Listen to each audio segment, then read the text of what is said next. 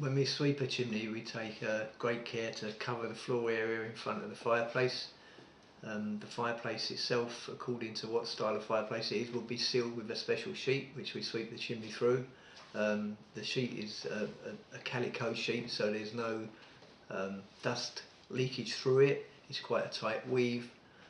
We use vacuum cleaners as well to minimise the dust if necessary, but the whole area of the fireplace will be sealed up.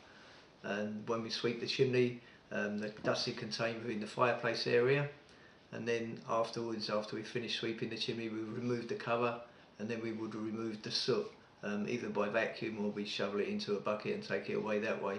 There's not always soot in chimneys. Sometimes there's pieces of chimney lining and brick dust that comes down the chimney, but under most circumstances there shouldn't be any mess at all when we sweep your chimney.